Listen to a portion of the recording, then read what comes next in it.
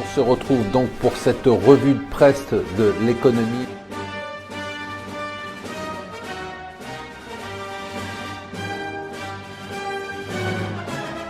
Bonjour et bienvenue sur Mon Financier pour la revue de presse de l'écho. Nous sommes le jeudi 19 mai. La nouvelle du jour, c'est le rapport de la réunion de la Fed en première page du Wall Street Journal et de tous les journaux.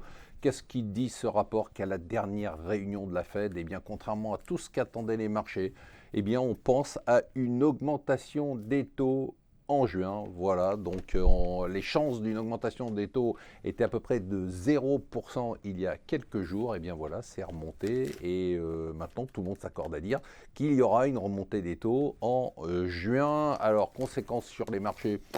Pas de panique sur les indices boursiers, c'est plutôt morose, mais il ne se passe pas grand-chose. Par contre, le dollar a repris sa hausse et les taux d'intérêt aux États-Unis sont évidemment remontés. On pouvait s'y attendre aux États-Unis. La situation elle devient de plus en plus embrouillée en matière électorale. Le Financial Times nous révèle quand même que les lobbies républicains, qui financent d'habitude bien évidemment les candidats républicains, pensent à soutenir Clinton tellement ces lobbies ont peur de la candidature de Donald Trump. Ça se complique quand même pour Donald Trump parce que même s'il est candidat républicain, s'il n'a pas les moyens de faire une vraie campagne, ça va être quand même difficile.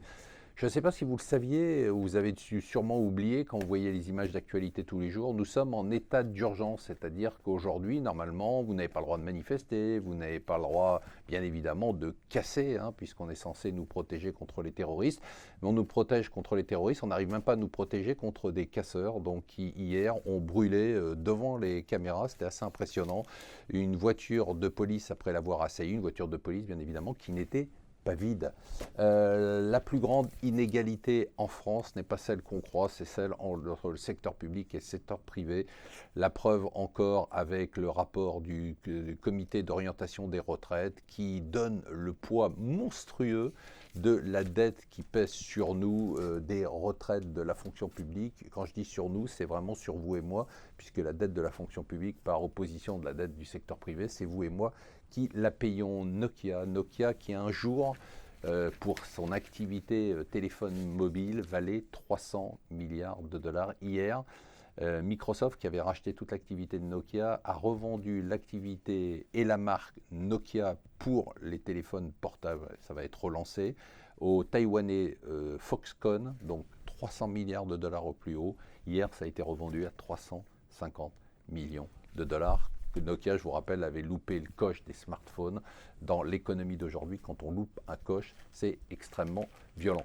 Voilà, restez avec nous sur Mon Financier. Peut-être encore un petit mot, on a reçu un mot de remerciement des gouvernements portugais et espagnols, puisque grâce à notre intervention hier dans notre newsletter, eh bien, la Commission européenne a décidé de ne pas les sanctionner pour déficit excessif. Voilà, restez avec nous sur Mon Financier.